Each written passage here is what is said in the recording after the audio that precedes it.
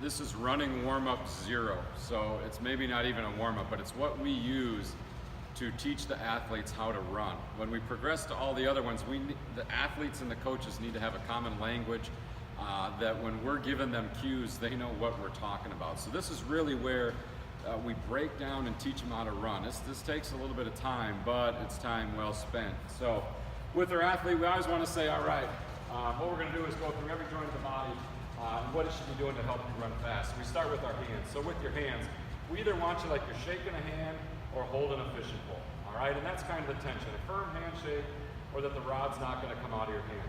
You don't want your hand just flopping like a leaf in the breeze, and you're not trying to strangle anybody either. So shaking a hand, holding a fishing pole. Now with our elbow's very important. You want your elbow right around a 90-degree angle, all right? Little open, little closed we can live with, but right around a 90-degree angle. It never goes all the way open, and it never slams all the way shut. We don't want to see this, and we don't want to see that. So right around a 90-degree angle, and then the elbows stay right by my side. For every action, there's an equal and opposite reaction. If I'm trying to go forward, the equal and opposite reaction better be backwards, all right? Any little bit that my arms get out to the side, all right, I'm going in a different direction, and I don't want to do that. So elbows got to stay right and tight by my side. And then lastly, my shoulders are relaxed, all right? I don't want to have my shoulders shrugged up tight here. If my shoulders are relaxed and my elbow is 90 degrees, I can have a big, powerful, aggressive action backwards. Equal and opposite of that is a big, powerful, aggressive action forward. That's what I want. If I'm too tight here, I'm not going to make it. If I'm too loose, it actually wants to pull me back. If I'm shrugged up tight, again, I cannot generate the same force as if my shoulders are relaxed, elbows are 90, boom, and that'll push me back. You know they're doing it right? Their hands should feel like they're in their pockets. All right, hands are in their pockets. When I'm jogging, my hands are up here on my ribs. I don't need to help anybody get better at jogging. All right? I also don't want their hands down here on my thighs.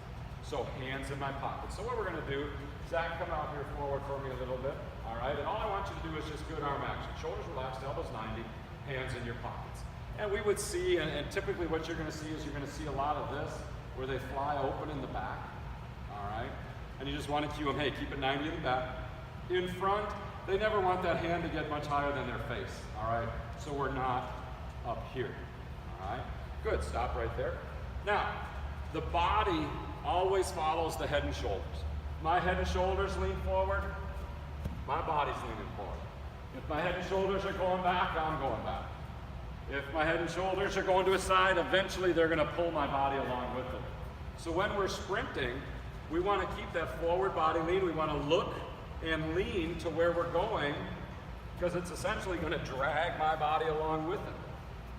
So we want a good forward body lean. If I have that good forward body lean and my shoulders are relaxed, elbows 90, hands in my pocket, when I run, that upper arm should be about parallel to the floor. But notice my hand is way back past my hip. All right? So many people are going to want to be here. You're never going to be fast if your hand stops at your hip. One cue that you can really use to help make your athletes faster, get their hand back past their hip. All right, so if we have that same arm action, boom, 90 in the back, about even with my face in the front. Zach, let's take a look and see what that looks like. Good. Yeah, and it's big. Arms drive the legs, so we want a nice big arm action. The hands getting well back past his butt. His upper body's giving him a chance to be fast. Good enough, Zach. And we're not track coaches. We're not, teaching somebody how to run for the Olympics. We're working with younger athletes, just giving them very basic, simple, rudimentary cues to clean up 90% of their mistakes. So that's what our upper body's doing. Now with our lower body. Everybody always says run with your knees up, and that's good advice, but not just up. All right, you want to think about up and out. All right, up and out, up and out, up and out. Same thing, if I punch my knee forward, out, my hips have to come along. My hips have to come along, as opposed to running with my knees down and in. Look, if I run with my knees down and in, I don't even have to move. All right, once that knee comes out though, I have to go. So, knee up and out. That's why this is running warm-up 0. We got 7 other running warm-ups after this, and none of those running warm-ups will you see butt kicks. It's not how we run, all right? We're not gonna practice that and then expect them to do something different. So the knee is always up and out, and then lastly, the toe is up. We flex our toe to the ceiling. We don't want our toe pointing down. All right? When I sprint, if my toe is facing up, when I hit the ground, I'm right away ready to push off. If my toe is pointing down, I have to absorb that force, then push, absorb that force, then push, absorb that force, then push. It's called a mush step.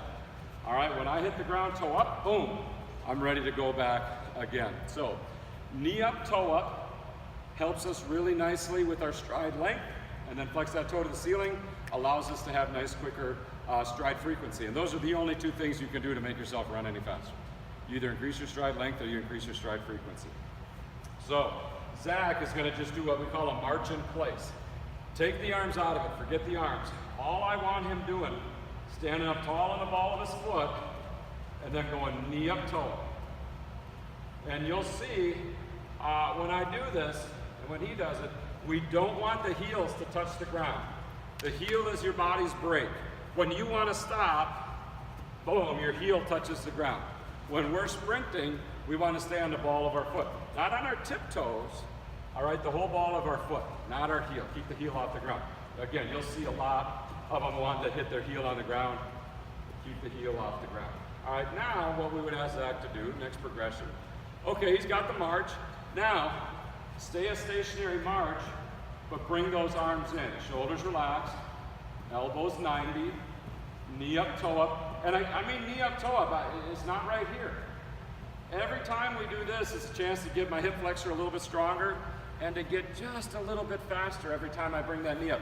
So don't let them be lazy picking the knees up, all right? It's not this.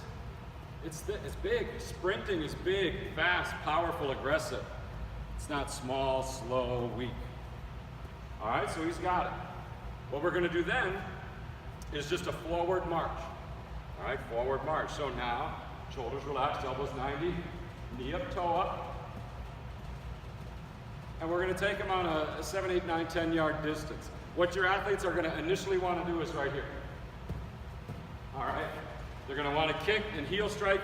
In this 10 yard distance, 7, 8 yard distance, he should get at least 20 to 30 foot contacts. All right, when we sprint, we want the foot to hit the ground right under my hip.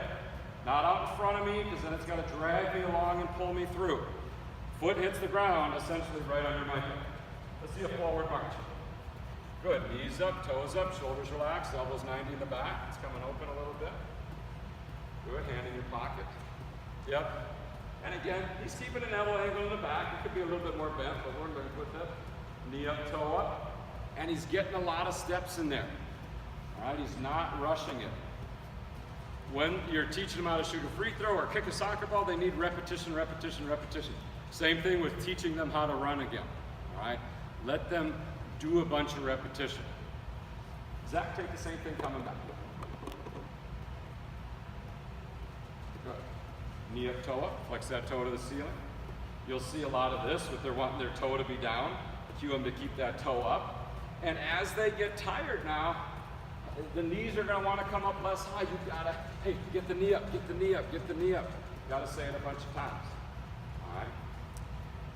We can mix that around a little bit, and Zach could do a lateral march this way. He's not gonna. He could do a lateral march this way. Anything, again, just to kind of trick the mind, get it off the task at hand, and see what kind of old habits they reverse to. Maybe they got the march going forward, but once you turn them sideways, the arms straighten back out, or the toe goes down. You're trying to ingrain that pattern until it becomes second nature. And so you got to mix them up a little bit to see when it wants to come back out. Now, after we've got our marching down, all right, after we've got our marching down, we're going to go into a series of skips. The skips, again, are going to emphasize the running technique. And we may just do the marches the first and second week. And once they got the marches figured out, then we may go to the skip. Do we do an aggressive march? Do we do an open? Yeah. All right. One other thing we can throw in there with the march is what we call an aggressive march. So instead of just going here, when they march, they're really gonna aggressively put the elbow back and aggressively punch into the floor. So once they got the regular march, we can throw in what we call an aggressive march in there. Good. So now he understands the movement. Let's see if he can put some force into the ground. We talk about equal and opposite reaction out of my arms. Harder I pull back, faster I go forward. Same thing with my foot. More force I put into the ground, the more force I can go forward with. So we institute that aggressive march. But then we get into our skips. And the skips are just another way to kind of peel back, add a little complexity, and see if they can keep their good running technique. So I'll always say, hey Zach, just give me an easy skip. Just, I don't care how you do it, just skip to the wall, skip back. And the student athlete will do something that looks like that, and skip it back, good. And what we say then, okay, that's the rhythm, that's exactly what we want. But now we're just gonna clean up that skip into school with our good running technique. So he did the skip, he had the rhythm, he had the coordination. Now all he's gonna do is just get shoulders relaxed, elbows 90, hands in my pocket. Same thing in this 10-yard distance. He should be getting at least 30 skips. So it's not, okay, this here, I'll heel strike, the foot's out in front of me, I'm gonna pull my hamstring in that position. We don't want that. Foot contacts the ground right underneath me. We could skip right in place. We wouldn't even have to move. But he is, so they give me 30. Good, knee up, toe up, stays on the ball of his foot. His heel does not touch the ground. There's no heels on the ground. All right, no heels on the ground. And that's our forward skip. We'd have him forward skip back. He's not going to, but we'd have him do 10 yards out. Over here, we'd do some dynamic flexibility maybe, walking around, knee pull, quad stretch, all those kind of things. And then he'd do the forward skip coming back. And then we're gonna learn another skip, all right? Again, let's try and mix them up a little bit, see if that running technique stays in place. He's gonna do a reverse skip. So same thing, but he's going backwards. Knee up, toe up, he's gonna get 30 in this distance. Good, elbow 90 in the back. Knee up, toe up, good. Good, good. Knee hits my, good, knee, there you go. Big, big, big. Higher up, boom. The harder it comes down, the more force I can put coming down. Make sure when they're doing this, all right, these skips and the marches, all right, when they hit the ground, their knee is almost, their leg is almost straight. All right, you don't want them hunched down here. All right, this is not gonna be fast, staying down here. We always give them, hey, run tall, up on the ball of our foot, hips up tall. That'll help with that stride length. All right, so run tall. You don't want them hunched over. And likewise, when you're doing this stuff, don't go through it too fast. The athlete needs to be able to hear you, process what you're doing, then think and do the movement. They can't be here and you teach them, hey, shoulders relax, elbows 90. They can't process the information if they're that tired. This is the time just to take your time, teach so that they learn. Next one then is going to be a wide skip. So this one really works into the hips. All right, so their feet are wider than shoulder width apart. Can they keep their feet wider than shoulder width apart and stay on that march? Or as they come forward, does it get smaller and the knees come in? The stronger you can make their hip flexors, the faster they're going to run. End of discussion. All right, boom. They got to be strong doing that and then be able to maintain that. If they get weak on that, if the hip flexor isn't strong, the knee can't get up. All right, pretend if my leg weighed 1,000 pounds. Oh, yeah, I'm not going to be fast. All right, boom. If my hips can be strong and move me for a distance, I'm going to be fast. If my hip flexors are not strong, I am not moving fast. Give me a feet wide. Good. Yep, knee up high, knee up high. That's why most of our abdominal exercises focus on hip flexor even more than abdominal exercises. If the knee cannot come up, if the athlete is too weak to pull the knee up, they're just not going to be fast. All right, because then the knee is going to go down and they're going to get this here instead of that knee up and out. Then we'll get into our lateral skip. So Zach, let's face the camera. We'll go left leg lead lateral. Good. Still wanting to get those 30 skips in, and you'll see a lot of athletes that on this one end up going same arm, same leg. They'll feel really clumsy and awkward, and you'll go, hey, same arm, same leg. Make sure they're always opposite arm, opposite leg. And they can go that slow with, hey, this is fine. We're just learning. We're gonna come back a little bit later with our aggressive skips, but we're just learning. So big and slow is okay, as long as it's big. Small and slow is a double whammy. All right, bring it back, left leg.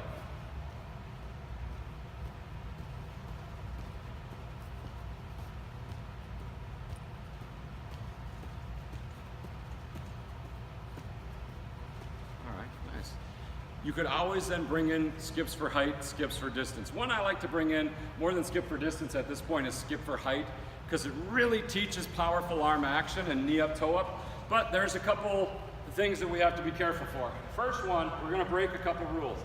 My hand is gonna come over my head and my heel is gonna touch the ground. So if I'm doing skip for height, big as I can, big as I can, big as I can, I want the knee up, toe up.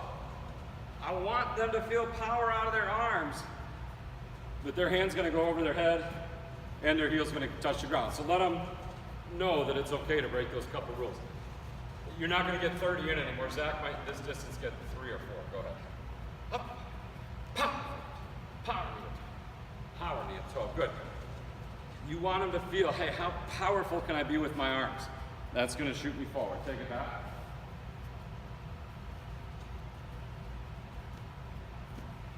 So we do a week or two of the marches, we do a week of the easy skips, but once they have the easy skips, hey Zach, easy skip 10 yards, then we bring in that aggressive skip, so just like the aggressive march.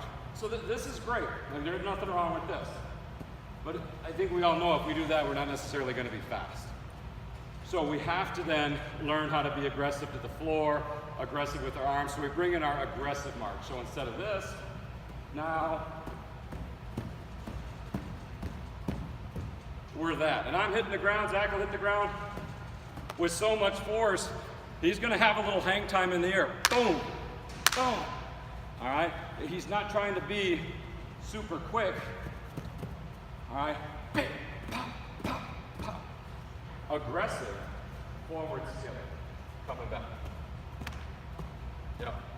And he may not get his 30 in because now, again, he's just bouncing. Boom, the equal and opposite. Boom, the equal and opposite reaction are driving it. We would do the aggressive, we do an easy forward skip, aggressive forward skip. Easy reverse, aggressive reverse. Easy wide, aggressive wide.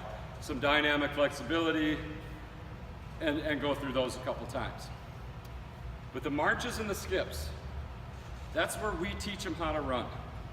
For us, that's at least 4 weeks. 2 weeks of the marches, 2 weeks of the skips if they're working out twice a week. If they're going 3 times a week, you may be able to get through that a little bit quicker, but don't rush it. If they don't have this foundation, everything else you do in the future is gonna be a lot more challenging for you.